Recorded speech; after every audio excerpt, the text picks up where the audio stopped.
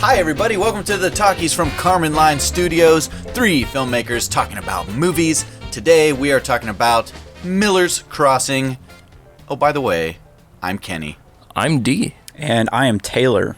Yes, it's the epic continuation of our Coen brothers. The epic continuation. Well, it's not the epic conclusion. It's the epic continuation of our Coen brothers deep dive. We continue to be epic. All Yes, right. It'll be epic throughout. So, of course, spoiler warning for Miller's Crossing and probably a bunch of other stuff. It'll come up. Probably all movies. But for now, Miller's Crossing for sure. We're definitely spoiling that one. That one. Yeah. So we're 3 movies in to Coencon. Miller's Crossing, made in the year 1990. Very different Coen brother film. Yeah. My first time watching it. First time for D. Yeah. He said it was boring, but he liked it. Yeah. Explain that. Well, I'll go into it more later, but yeah, it was it kept my attention, but my attention drifted off every now and then. That's it. I loved it though. Other than that, Taylor, hot take. I have seen this before all the way up to... I didn't catch the ending. I stopped watching, there was like a half hour left when I stopped watching for whatever reason. You were bored. Yeah, I was like, this fucking sucks. Oh, man. It's like, I hate this movie. Ooh. No, not really. I think it's a good movie. I like it. I think it is slow. I wouldn't say it's one of my favorite Coen brothers. But yeah, I wouldn't say it. I wasn't bored myself too much. I just felt that it was a little slow. Yeah. Probably a little too slow. It's funny enough, another movie we had a very similar conversation about was The Irishman. Oh, yeah. It's like a movie that had a lot to love about it, but it was kind of slow. Yeah, That I felt- liked The Irishman a lot more than Did you? Miller's Crossing. me too. Yeah. I like the slowness of Irishman. Yeah. Like This it movie felt longer than The Irishman. I was gonna say the same thing. That's Yeah. insane. Yeah. I disagree with you. Yeah. Well, what was your take on the movie? Oh, I loved it. I would also say that it's not. I wouldn't rank it as one of my favorite Coen films, but it was a very immersive gangster period experience for me. Suspended disbelief throughout, and like every Coen Brothers film, great characters and awesome dialogue, and moments that genuinely were funny, which I didn't expect out of this movie. Oh, So I give it high praise. high praise. Yeah, I think what's interesting here is this is just based on the first 3 movies. This is definitely a little bit more of a departure from the kinds of movie, the Blood Simple and Raising Arizona. It's almost like they wanted to be taken a little more seriously. That's what it a felt little bit. like, yeah. And Yeah. I think this is a kind of movie that they do better later. Kind of like how I felt about Blood Simple, where I'm seeing all these things. This is like a different kind of Coen Brothers movie for the first time, like maybe closer. I almost want to say even like Big Lebowski, not in the sense of the comedy of that movie, but in what that movie does to take on a specific genre of movie and kind of play with that genre a little bit. And being really kind of dialogue heavy. But I think they've done like the serious movie better in the future. Also, Inside Llewyn Davis kind of comes to mind for some reason Yeah. with this one. Yeah. And A Serious Man. Yep. But they haven't done a gangster movie again. So in that respect, it's different from all the rest of their movies. Yeah, I'd say it and True Grit are the 2 like biggest departures from the types of movies they are typically making. Yeah. But like a lot of the more like the playing with gangster tropes is really funny. Like I really liked like the running punching gag where like Turn Tom around just- into a yeah. fist. gets over punched and over and over over again. Yeah, I thought Yeah. that was really funny. Yeah. That was pretty funny. Yeah, I loved Tom's character because he was very hard to figure out. I was saying to D right after we finished the movie on drive over here that to me it felt like the sort of the trick, the gag on the audience is that it feels like a movie. Throughout the movie, it feels like we're trying to figure out what Tom's motives are, right? And kind of holding out this belief that he does have a heart. And the conclusion of the movie is no, he doesn't. He's cold and calculated. He's everything that Verna says he is. Right. You know. Yeah. And you keep wanting to invest a little bit more of personality into the guy. I'd say even at the plot level, though, he didn't have any motivation, and I like that they went that route. But it's hard for me to call him cold and calculated. I would call him cold. Yeah, and maybe not so calculated. Yeah. What's his name? Leo thinks he's calculated at the end. Yeah. Right. But I don't buy that. That was all he didn't have a plan. Plot. Yeah. Right. Nothing was planned. He was just like an agent of chaos. Right. An agent of chaos. He's Littlefinger from Game of Thrones. That's doing numbers on our. I like how this movie treats crime, how the characters treat crime like a game, almost like a strategy game, where they're all at odds and it's about who has the better angle, and we have John Turturro's character's like, you're giving me this angle, of course I'm going to use it. Yeah. Right? It's like he expects you're Tom to understand too. Yeah. That's the funny part. Yeah. The whole mentality, like the gamification of crime, crime gangster stuff is really funny. Yeah, it's That's cool. interesting I like that, yeah. that the competing bosses like have their sets of rules. Yeah. Yeah. And like Leo's set of rules is that you don't really trust anybody. And I forget the other guy. Was it Frankie? Who? The one who's always talking about ethics. There's a lot Casper. of names in this Casper. movie. Yeah. So Casper, his thing is that we should all be able to trust each other. Yeah. You know, it's like complete opposite set of rules. Right. If we can't trust each other, then what can we do? Yeah. You know? Yeah. Yeah. That is interesting. Yeah. It's like he's like Tom is a rogue piece in this game. Yeah. It's like he's just doing his own thing. Yeah. In a place that actually is filled with rules and everything. Yeah. It's like a what was I gonna say? It's like a gangster turning gangster on the gangsters. It's like he's not playing into the game, but still participating. He's Right. Wild West. Yeah. In the midst of gang. Yeah. Gang So crime. that's the thing I think that makes me kind of glazed over during the movie. I mean, the movie was really interesting to me because the dialogue was so dedicated to the time, and I really, really like that. Where they said like, "What's the rumpus?" all the time, rumpus? calling the girls twists and Yeah. all those kinds of things. Like that was it's super fun to just be pulled into a world like that. But what I typically grasp onto into movies or plots is the motivation of our main character or why they're doing something, or even at the end if why they're doing something isn't really explained. Yeah. That I still had this crazy experience with them. And with Tom, it's been kind of half that for me. I kind of think about Nightcrawler. Did you see that movie, Kenny? I didn't. No. I won't spoil it then. But I think about it in the same vein, the same kind of character.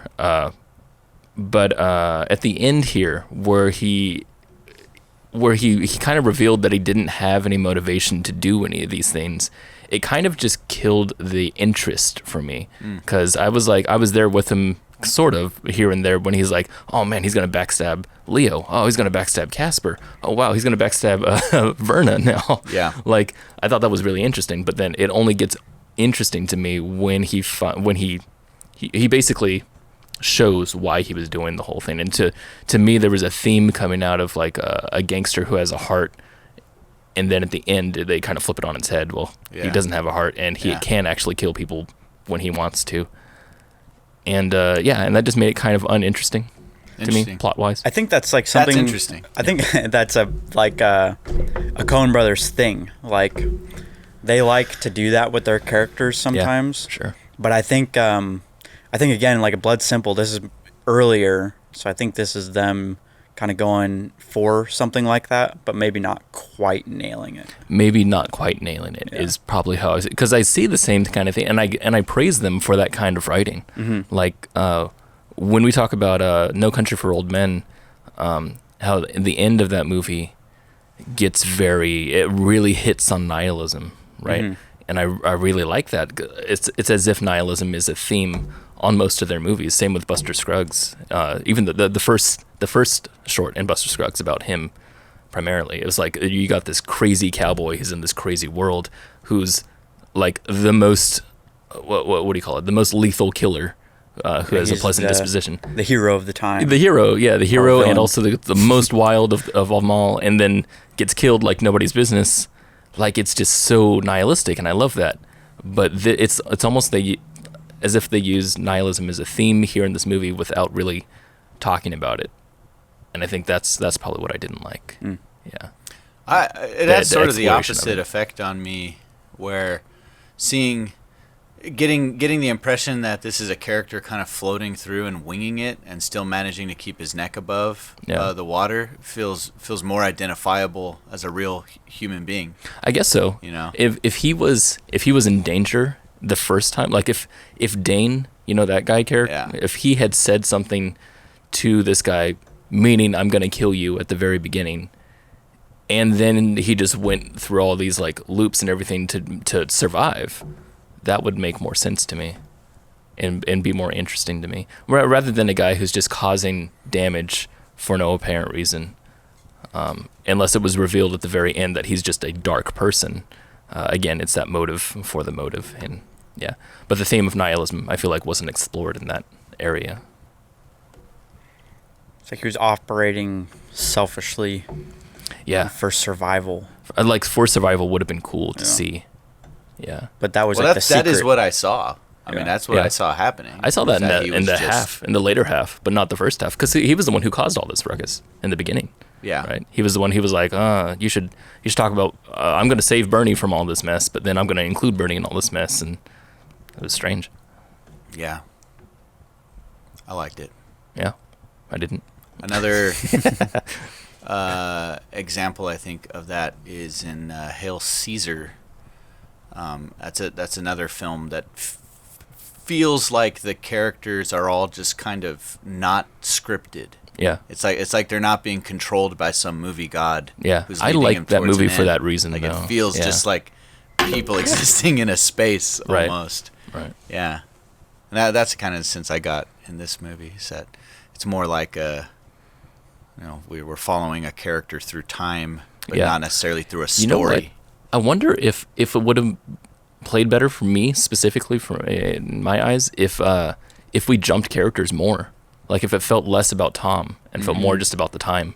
Like that would be interesting to me. Like because it felt very Godfather to me, because it felt like it was. The beginning really reminded me of The Godfather. Did it? Yeah, it's like opens the same way as The Godfather. Yeah. Yeah, the conversation. Yeah. We need this guy killed. Yeah. And I don't Yeah. know. It's bad business. Yeah, like to me, like Godfather. That is good. The opening to Godfather. Yeah, Godfather has such an intimate story going on between the father and the son. Yes. But then there's so much chaos happening in the background. Yeah. And it's like this one, I felt like it was going to be between Leo and Tom. But then Leo was kind of casted aside and it was more about Tom. But then I was like, there's no reason to stick with Tom. Like I like the idea of what if we jumped from Tom to Verna and from Verna to Casper and Casper back to Leo. It'd just be interesting to see all these things playing out just purely chaotically. And then even then you could go back to Tom's character at the very end and say, this guy's just nuts, not like the other people. And then there's a contrast there. And I like, again, a theme about nihilism. I felt like the score was really odd. That was wild, wasn't it? Yeah, I was thinking about that because it sounds like the score for True Grit a little bit. A little bit, Oh, does yeah. it? Yeah, which you'll see when we get has to more that. sentimentality in it. And I feel like I noticed that kind of score in a few of their movies. I wonder if the score was done. Almost want to say Fargo a little bit. Yeah, At times. maybe. I wonder if the score was done to kind of make fun of the trope. Maybe. Because it seems like you were. What was the word that you just used to describe the music? I said sentimental. Sentimental. Was Yeah. that you? Yeah. Okay, yeah. It feels like it was being sentimental, but again, with a guy with no heart. Yeah. So it's like, why would you do that? It's Yeah. like, That's funny. I like that, flipping the trope. Like, That's I mean, interesting. I don't mean to belittle the music, but parts of it just kind of felt like the sort of stuff you would hear in like a Lifetime original movie. Right. You know, like, this is Like it seems- you're about to have a heartwarming tale. Like it seems tropey. Yeah. I wonder if they did it on purpose. Yeah. Or to Yeah, point out the maybe. contrast. I mean, I liked all these moments where it felt like they were setting up a sentimental story. Yeah. That there were several times where Tom could have chosen the path of the sentimental hero. Right. Right? Where he's like, well, he's in this situation between Leo and Verna, and he's going to go the side of love, you know? Right. Right? And that's why he betrays Leo. Right. Not at all. Not at all, Right? no. That's not at all what he's doing. He lets the guy live Yeah. in the woods, and you're like, oh, wow, he's taking the high road. And then, as soon as he gets back to the city, he's weaving webs. Yeah. Yeah. Interesting. It was crazy when he kills. I keep forgetting his name. Man. Bernie? Yeah, Bernie. Yeah. Because Bernie's like, what? He's like, what's your motive here? He's like, What's your angle? yeah, what's your angle? Like, Yeah. so you wouldn't. Why are you He's doing look this? into your heart. Yeah. And then he shoots him. Yeah. I love, dude, Bernie's roast there when he came back and was sitting in his room. He was like, oh, and it's like, even if you decide to kill me, I'll just sing a song and you'll be good. Yeah, he Yeah. literally said, he said, I'll like pour some out. Right, like, I'll right. cry. Yeah. And you'll let me go. And you'll let me go. That was, I was like, oh, That's shit. pretty intense. yeah, that's messed up. Yeah. Bernie's demented. Also, Yeah. I loved that part in that scene where Bernie leaves at that moment, and then I was just like, oh shit, he's gonna go kill him. Like, grabs the gun, hops out the window. Gonna try. Yeah, and then just fails. I was just like, Yeah. oh, that's good. That was classic Coen Bros right Yeah. there. That failure, the failure of a trip. Yeah. You just trip and it messes you up. Yeah, Yeah. I like the idea that, I mean, that's what I mean about that nihilism That's thing. nihilism in yeah, action. Yeah. It's where they take a movie trope and they're just like, okay, this is what directors say happens, or this is what writers say happens. We're gonna kind of put some realism into it because Yeah. things don't always work out. Yeah. Yeah, because maybe sometimes why wouldn't he trip? Right. Like sometimes people trip, Exactly. and in this case, he happened to trip. Yeah. In the opposite sense, the guy who had Leo when he had all the odds stacked against him. Yeah, he had his Terminator Yeah, moment. and then came out that and sequence was killed everybody. crazy. That was insane. That was insane. a crazy sequence. When he I when loved he it. shot the second to last dude in the Yeah. window. He's just like bouncing It's around. going Yeah. crazy. That was actually awesome. Yeah, it was I cool. loved that. I loved sequence. the headshot from under the bed Yeah. when he shoots the top Yeah. of that dude's head. Yeah, That's insane. That was really yeah. cool squib. That looked very real. Yeah, I think they killed someone. I mean, this is they don't do know, say they- that this is a snuff film. Do they? That's what they do That's say. what they say. Yeah. Okay. Miller's Crossing, the most famous snuff film. Yeah. Wow. Yeah. Yeah. Directed and written by Coen Coen Brothers, yeah. Pretty light snuff. Yeah, they got a little in trouble for it, so they don't do that anymore. Yeah, they don't Yeah. kill Yeah. real people anymore. Yeah. Yeah, that makes sense. Yeah. Too bad we had to lose John Turturro that Yeah. way. That's too bad. That So was bad. too bad, yeah. Yeah. But, pretty cool scene, though. Yeah, Yeah, oh, but at least he never got to be yeah. in like Transformers or anything like that. Oh, One Weird jokes, interesting guys. theme that was like repeating is it seemed that in a physical sense that Tom was helpless or useless. Yeah. Like he never won in a fight. And when he did get a hit in, it was like sad. Yeah. Right? And when he hits a guy with the chair and that he was just so goes, funny. It's like, oh, Tom. yeah, I'm gonna go get this other guy. We're gonna beat the heck out of you, you know. And like he's always getting beat up, right? Yeah. He's falling. You know, he's just not a physically successful person. Yeah. Yeah. Over and over and over again. That was something weird also I found out was Tom's character. Like, he was the most serious character I think I've ever seen in a movie. Yeah. Like, he would only talk tough at all times. And in the beginning, when I thought the theme was more about a gangster having a heart, I thought it was mainly about toxic masculinity, where he's like trying to play the gangster, but inside he's not. I think that would have been really interesting. But he's just so tough, and then at the same time he's so weak. And I'm just like, why is this happening? It's almost like it's a little bit of a parody. Yeah. See, I'd like them to go heavier, I guess, into the parody then. Yeah. Because there were times, like, they even did old, what do you call it, punching sounds. Yeah. Like they, Yeah. those ones. Yeah. Well, and the muzzle flares on the guns. Yeah, and that the was very like of its aged. time. Yeah, They weren't trying to look modern. The silhouetted shots, the rain. Yeah. All these things, all these tropes. So it does make sense that they're trying to at least recreate. Yeah. The same kind of I thing. think it's because they go so subtle with it. Yeah. Often. Maybe that's what it is. Yeah. Yeah, you know, these guys, I have a feeling they have all these like tiny jokes that they put in their work, and behind the scenes they are laughing their heads off. And nobody gets it. Like, they think it's the funniest thing ever.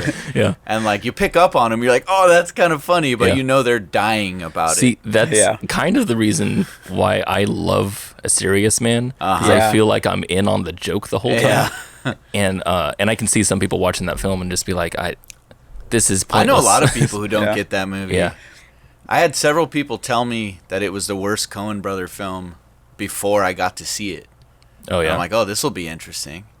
And they're like, yeah, they finally have a dud, you know. I'm like, wow, okay. And I was that's like, far from a dud. this is amazing. I love this movie. Same with Fargo, I would say. Like there's a lot of people that talk about how violent Fargo is, and I'm just like, yeah, but that's I the don't funny. know. I don't know anyone who doesn't laugh at Fargo. The Fargo is very Yeah. funny. I That's feel a like it's beloved a film. strong contrast, between there. But I don't know. There's people that say that have close people to me, my family, that have said that they just don't like it for that reason. Lame. That's why I like it. Yeah. I think that subtlety that they have, that they're in jokes, because it's like they write things in that just amuse themselves. Yeah.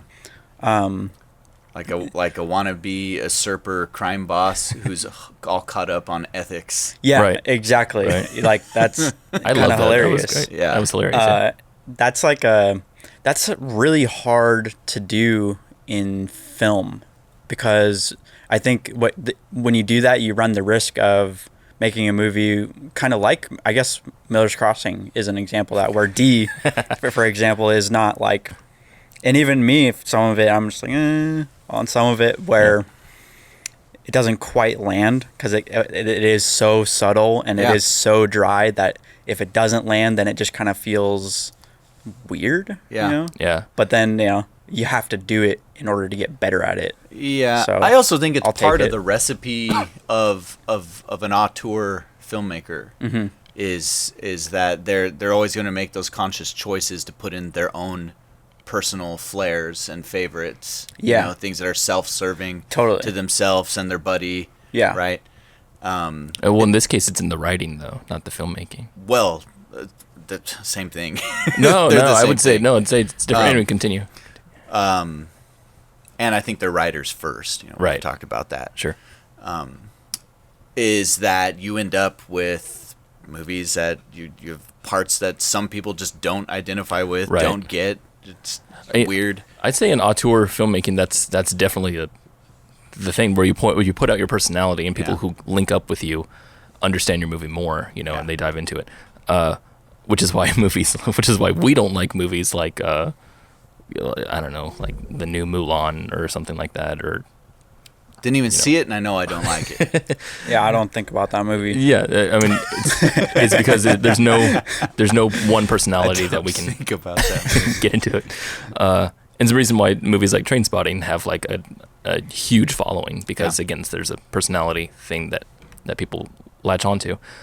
But saying that, with Miller's Crossing especially, I think they have so much of their personality in the writing, to where when they've created this film that attaches itself to tropes almost visually all the time, where they have shot after shot it's perfect, replicating the time and the era of the 30s gangster period and everything. Like it looks so much like I said, like it just looks like Godfather, or it looks like like Road to Perdition or something like that. Maybe that's what made this movie a little weird. Yeah. Is that it is chock full with Coen brother style writing and characters, Right. but kind of stylized to be like an homage to an existing Yeah. Like aesthetic. to the point where they stick onto one character the whole time, and it's just like, hey, wouldn't it be funny if we told this whole story about this one guy who's in this period, but you know, all the funny stuff is happening around him, but it's not funny if the person is taking it too seriously, I guess, the whole time. Yeah, and it's like because like their camera work and in their ring all that money. Stop counting your gold. The camera work in Blood Simple and Raising Arizona is just insane. Right. Like, you're like, oh, this is the Coen brothers. Yeah, right. just crazy. Not so much in this. Although and they did granted, sneak different in movies. they sneaked in a couple of those in this.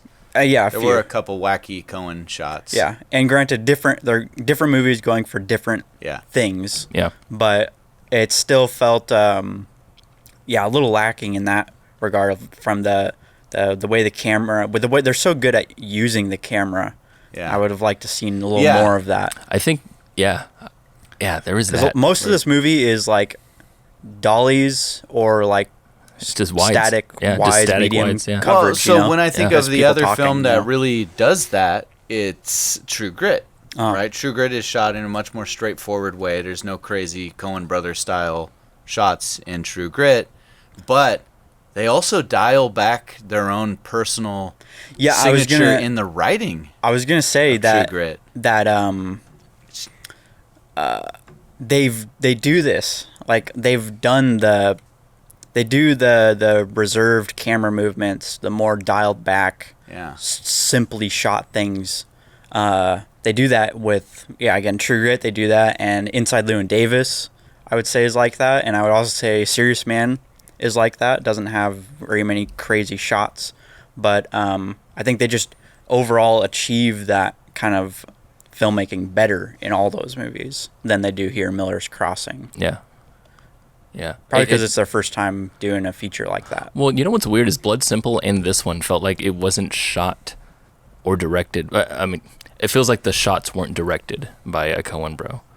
Like, I don't know why it feels that way, but that's just the way it feels. Like, not most of Blood Simple feels that way, but then like there's like parts in Blood Simple, like the close-ups on the fish, you know, or the close-ups of the mostly it's the close-up shots actually, but the dolly, the weird moving shots, or the dolly over the guy, like that was all what I would call Coen, where they're visual storytelling with the absurdness.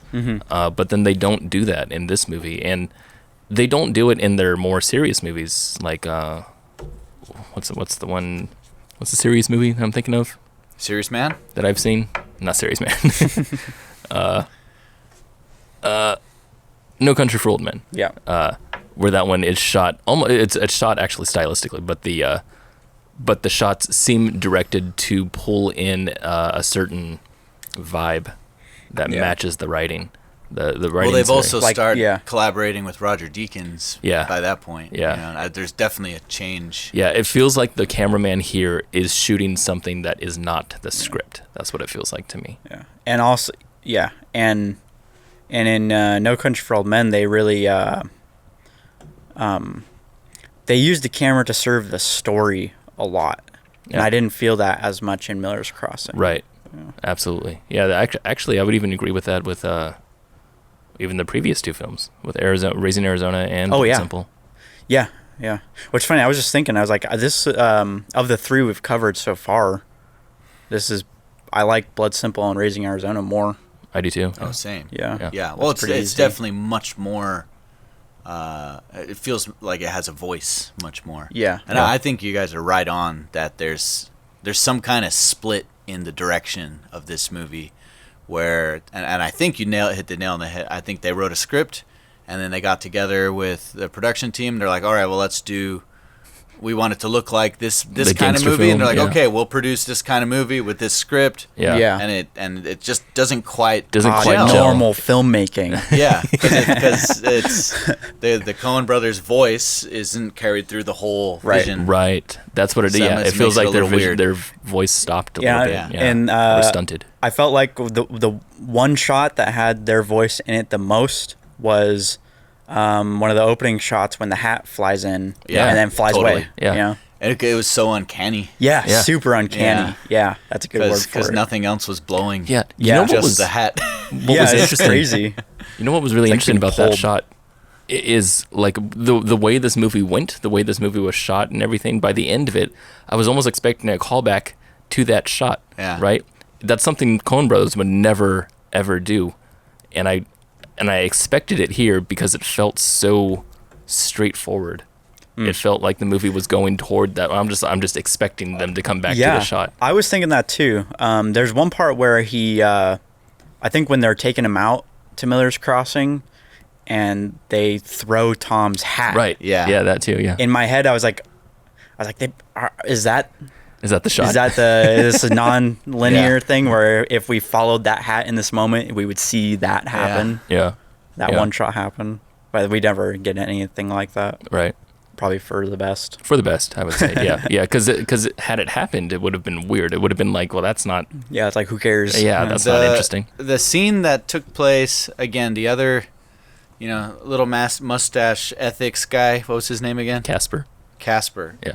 In his office, where you had Dane trying to double cross, right? And he had the guy there that he had beat up. Yeah. And he's trying to tell him, look, he's been double crossing us. And then Casper goes nuts and shovels him in the face, and the one guy screaming. That whole scene felt completely Coen. Yeah. Oh yeah. True. And there was crazy camera stuff in that too. There was, They did sort of like a dolly push in on the screaming guy. Yeah.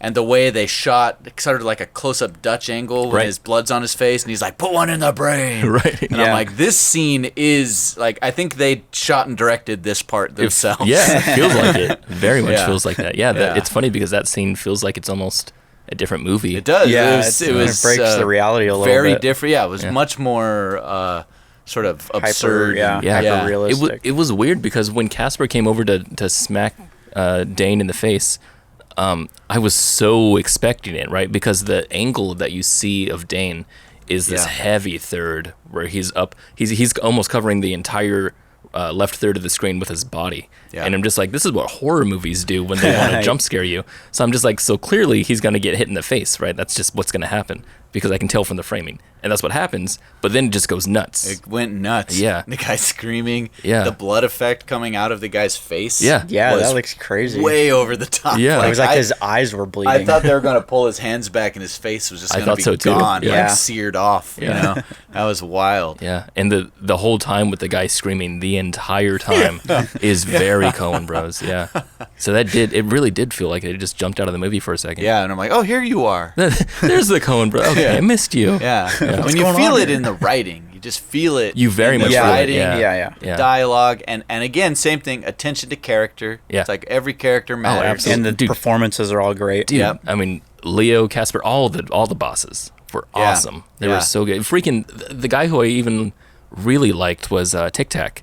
The older guy who was the older henchman guy. Born in the brain. Like Yeah. I don't he delivered 10 lines in the whole movie and it was amazing. He was excellent. So was the big thug guy. Tom, that guy. Yeah. The characters are just their forte. Yeah. That is their thing. And Dane's comments every now and then. Yeah. Just He was awesome. yeah. He was so in fact, he started to lose his coolness as he began to talk more. Right. But when he was this character that just like threw in these little snappy remarks, I'm like, dang, he's great. Yeah. Even Verna, I thought they did the quote tough girl really well. She was the characters were nailed, just dialed. It was just like a slight tonal incongruence in the movie. Yeah. Just slight, yeah. And if you want to compare it to other gangster movies, I can still think of a lot of gangster movies I like more. Yeah. Yeah. If you talk about I just like pure this gangster, more than The Irishman. Yeah. I did. Yeah. If we're talking about writing, I liked this one more. Yeah. But Irishman, I really liked, I think, as an experience more. Like what Marty would call a cinematic experience. Irishman was an experience. There's no doubt about that. I like all of his gangster movies more than Miller's Crossing. Yeah, Goodfellas, all those Casino. things. Well, yeah. Goodfellas is Classic. like masterpiece. Yeah, and maybe obviously not The fair. Godfather is better. Yeah. Yeah. That movie kind of sucks. Godfather, yeah. Why do people Godfather? like that movie? I'll say something. Boring. Want to hear Hella something dumb. controversial? Snooze fest. I Hella like dumb. Godfather 1 better than 2. Yeah, I do. I said it there. I said it. I like the same Godfather movie. 3 better than 1. You That's son of a stupid. bitch. What That's the just fuck is stupid. wrong You can with get you? out Get of the here. fuck out of here. Goodbye. Jesus. You are dead to me. Jesus. You're dead to me. I like Goodfellas better than Godfather. Good feathers. Goodfeathers, Yeah, yeah. I love the Good yeah, Feathers. Goodfeathers, directed From the by Animaniacs? yeah. Directed by I couldn't even make up a name. Damn. And Once Upon a Time in America. No, Yeah. actually, Once That Upon a movie's Time, the show, I like better than Goodfeathers. Anyway, so instead of comparing this to other gangster movies, what if we compared it to pizza? Oh, compared to pizza, Oh yeah, no, that's way better than pizza. definitely better than pizza. Yeah. But if it were a pizza, Oh, what kind of pizza would it be? If Miller's Crossing was a pizza, Well, what that kind makes of much more pizza would sense. it be? Yes, it's that time of the show, folks. Pizza rating time. Put on your pizza hats. Here we go. what does a pizza hat look like? I don't know. It's like the cheese heads, but it's a slice Okay. of pizza. So this is Thinking gonna about sound it. bad, the pizza that I'm gonna describe. Yeah, okay. But- all right. But this is the feeling I guess I got from the movie. I feel like the movie's better than this. This is a cheese pizza from Papa John's. It's plain and simple. The reason why I don't I want to say that specifically is because the cheese at Papa John's for some reason tastes more powdery than other cheeses, and it has this thing where when you let it dry and sit for a while, the cheese slides off the crust so easily because This does sound bad. yeah, for some reason it just doesn't work. So you take a slice of cheese after it's been sitting there for a while, so the cheese isn't stretchy or anything, and you go to bite it, and the cheese slides off, and you try to put it back on the crust. You're like, well, it's still pizza, and you're eating it, and you're Yeah. just like, but there's an incongruency there. Yeah. Wow. But- That so sounds is like it- you didn't like this so is movie it at all. Good? Like I would that's not. I would never order that pizza again. But say you're really hungry. Say you're really in the mood for pizza, and that's the only one you had. I'd say that's still it's fine. Like I said, the movie's better than that. That's the analogy. Okay, I came what up with. came to fine, mind. fine. For me, I'd say you're at an Italian restaurant and you order pizza, right? And you're like, yeah, I want this pepperoni, And you get shot in the head. pepperoni pizza. And you turn around and someone punches you. And the waiter comes out to serve you, and they bring a big plate of ravioli, and you're like, oh, I ordered the pizza, and they're like, yeah, I'm so sorry, we're out of the pizza, but you tried this, it's very good, you like it. And then I eat it, and I'm like, dang, this actually is really good. I'm disappointed. I mean, it's not what I was anticipating, but I feel great. It's delicious I applaud that. That was a great analogy. That's not a pizza. and slightly racist. That's what gives it its edge, though. Slightly racist. My pizza rating was comparing it to another food. There are no rules with pizza rating, just so you know. Miller's Crossing is maybe somebody's third attempt at a gourmet homemade pizza. Oh, that sounds great. That sounds This is awesome. their third attempt. Yeah, and it How like fitting. it's their third attempt. How'd you So, come like, up with that number? Like it's just intuitively It's just what just you in feel. just my gut, Got it, no got it. reason. Yeah. It has nothing to do with anything. Right. But like, this is somebody who just doesn't have that much experience with cooking, so they're just getting into it. Yeah. and they're still trying to get the temperature down. They're still trying to get the cheese to be just right. Like they're even trying to make their own cheese, and so Make their like own cheese. Yeah, Wow. like they're making their own mozzarella. Dang. It's like the first time they've done that. Yeah. But they did something like a little wrong Yeah, with so you it. got to give them some leeway. Yeah. They're doing it all. So yeah, like it's good. Like you eat it, I'm like, wow, I like that. But there's room for keep improvement. practicing, though. Room for improvement. All right. Nice. Yeah. You heard it here first. Taylor, outro us. Oh yeah, I do that. This has been the Talkies by Karman Studios. You can continue to listen to this podcast wherever you heard this podcast. This podcast comes out every Friday. So every Friday you can be looking forward to new episodes of the Talkies. Next week we will be watching Barton Fink Whoa. as we continue on through the Coen Totoro Brothers Fest. film Yeah, Totoro filmography. That's a Yeah, ToToroCon. We're rolling into ToToroCon. ToToroCon here. Yep. Thank you. Yes. All right. Bye.